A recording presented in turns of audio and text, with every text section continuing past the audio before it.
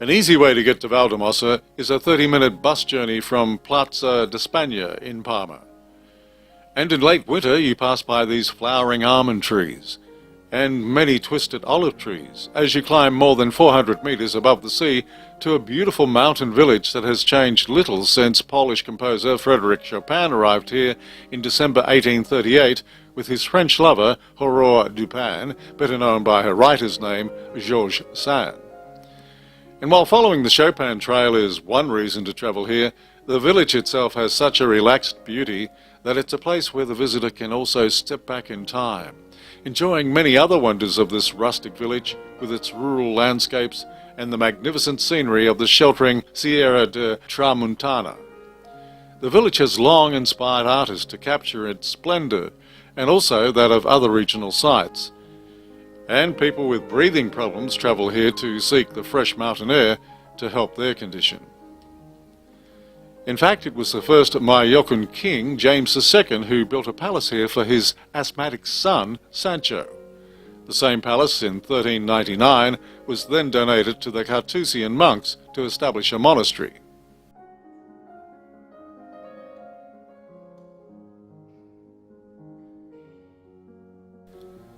So this was the Real Cartuja, or Royal Carthusian Monastery, from 1399 to 1835, when the monks were then ordered out and their so-called cells were divided among private owners.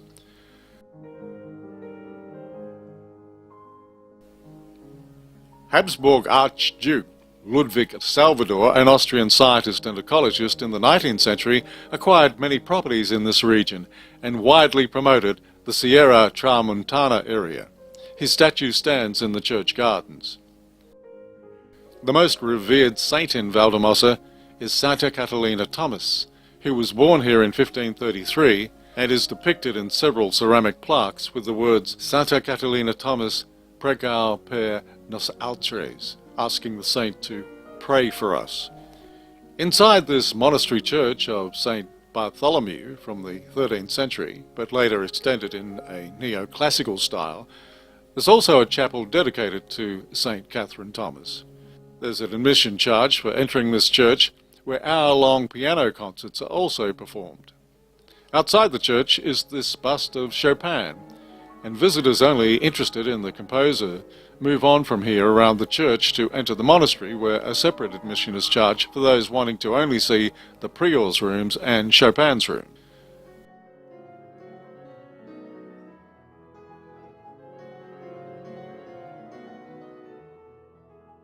The prior's cell, that accommodating the superior monk, begins with this chapel. There's also a list of the priors who served here.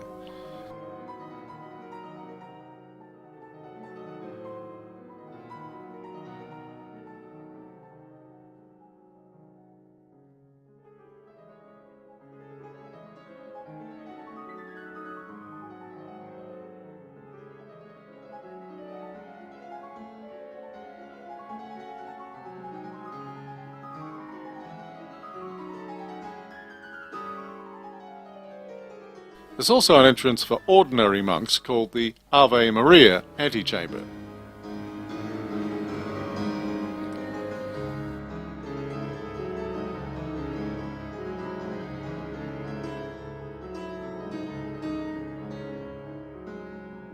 Where the prior received visitors is a vast room filled with many religious works of art.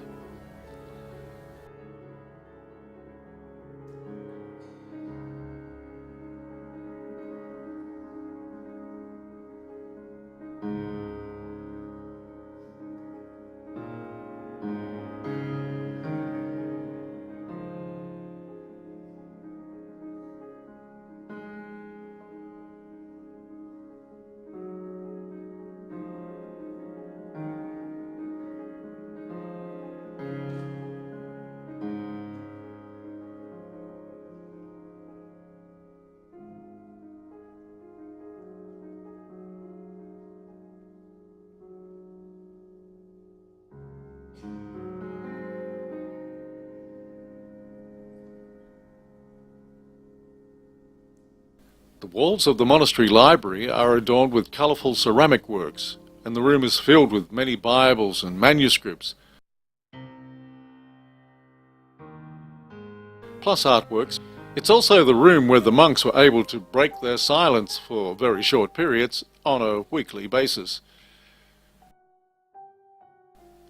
The prior's modest sleeping area is portrayed in this small space.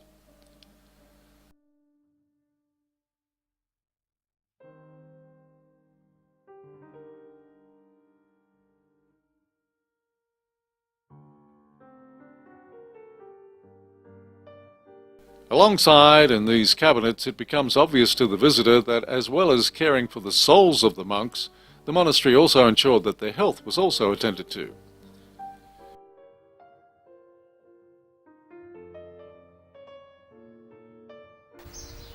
The prior seems to have also had access to the largest balcony garden, overlooking the rural farming landscape below.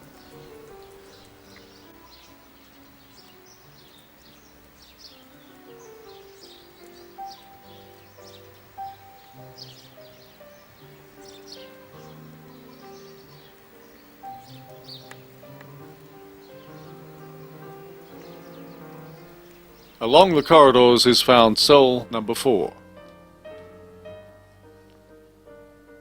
After a disappointing time in Parma and in a villa north of the city where the chill of winter winds gave Chopin the onset of his severe respiratory problems that alarmed the locals, the couple, along with their maid Amelia and the children of Georges Sand, Maurice and Solange, were advised to trek to this monastery, this cell, this chamber or apartment, to help the composer recover from his chronic chest problems.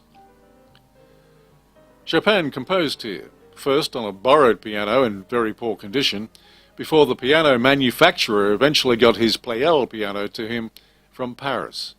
But Chopin did recognize the beauty of VALLEDEMOSSA, despite his illness and the wind and rain and the local cuisine constantly upsetting him. Chopin still managed to compose in VALLEDEMOSSA. He wrote new pieces and completed several works while he was here, including the famous Military Polonaise.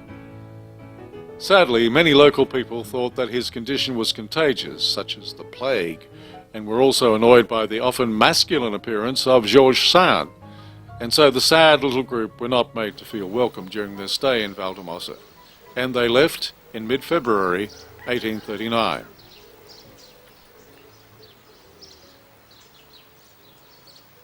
And so it was here, just behind me, where the chamber was attached to the Carthusian monastery. The Carthusian monks had long vacated when Chopin and his novelist companion, Georges Sand, arrived in mid-December 1838 and stayed here through the winter of discontent, as they called it, until mid-February of 1839. He wasn't happy here because he was depressed. After all, he had spent Christmas here and he was missing his beloved native Poland, also his family at Christmas time. But he had this chamber, and it was windy, and so therefore it was depressing because it was dark and you could hear the wind echoing through the chamber. But other than that, he did appreciate the beauty outside. For instance, outside the chamber of 3 rooms, cell as they call it, the monk's cell, there was a beautiful vista of orange trees, other shrubbery, and then the mountains when he came out here with the sun sometimes shining down on this balcony, or terrace if you wish to call it that he enjoyed during those 2 long months of 1838 into 1839. Frédéric Chopin, where he stayed in VALLEDEMOSSA with Georges Sand.